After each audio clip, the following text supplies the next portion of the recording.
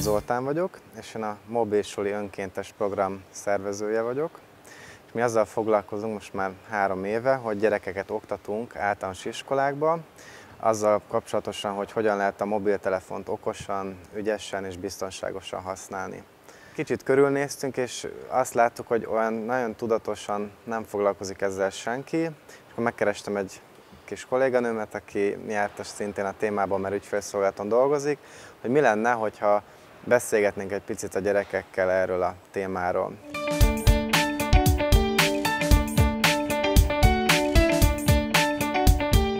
Újvári Judit vagyok, és ugyanúgy tagja a Mobilsuli kampánynak, amiben hát gyakorlatilag a kezdetektől keveredtem én is ebbe a történetbe, ahogy Zoli is mesélte a sztorinkat. 2010-ben mi többször beszélgettünk arról, mivel egy boxban dolgoztunk az ügyfélszolgálaton, hogy valamit kezdeni kellene a gyerekekkel, mert hogy nem úgy kommunikálnak, nem azt kapjuk vissza tőlük, amit egy tudatos felnőttől szeretnénk hallani, és ezért kitaláltuk ezt, hogy akkor a sugallatból legyen valami.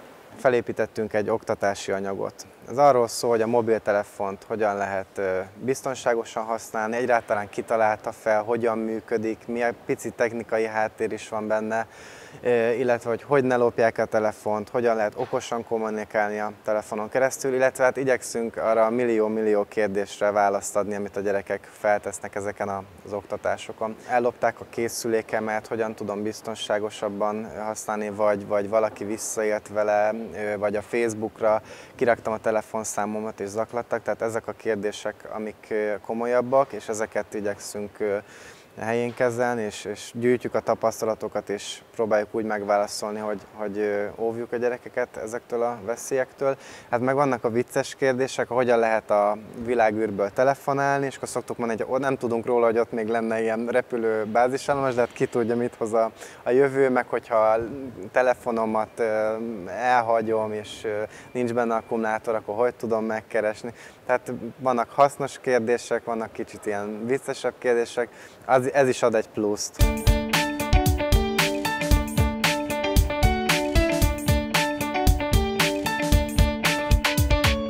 Idáig a mobiltelefonálás és a mobil internettel foglalkoztunk, ezt a témát oktattuk a gyerekeknek, és most fogunk arról beszélgetni velük, ami már egy sokkal mélyebb, sokkal összetettebb téma, hogy az internettel kapcsolatosan mire vigyázzanak.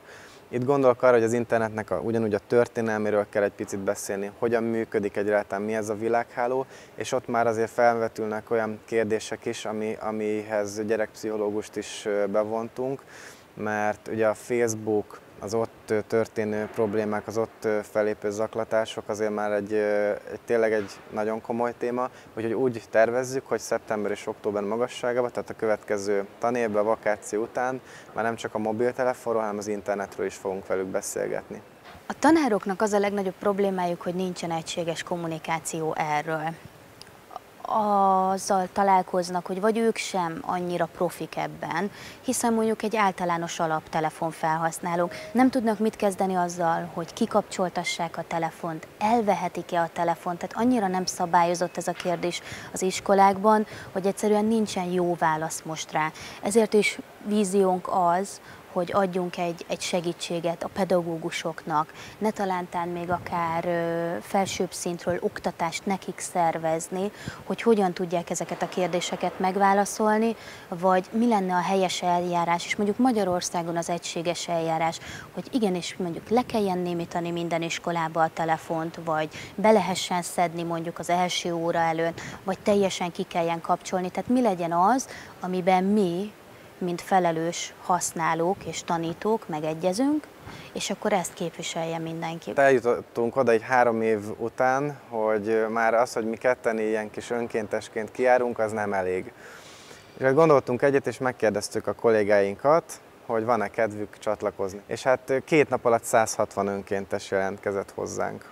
És elkezdtük az iskolákat keresni, meg hát ők is minket, és most ott tartunk, hogy az elmúlt fél évben, vagy ebben a tanévben sikerült 7000 gyerekkel beszélgetni, ez azt jelenti, hogy 122 iskolában voltunk, 240 előadást tartottunk meg így a kollégákkal Az az én álmom, hogy egy olyan példát tudunk összehozni, egy olyan magyar Rubik kockát tudunk megint megcsinálni, ami az Európai Uniónak egy jó példa lehet. Mert most az Unió nagyon nagy erőkkel keresi azt, hogy lehetne ezt a problémát, hogy a gyerekek internetezési szokásait, mobiltelefonos szokásait biztonságosabbá tenni, és mindenki tudja, mi a baj. Mindenki beszél róla, hogy mi a baj. Mindenkinek van 100 leírása arról, hogy mennyire súlyos ez a probléma.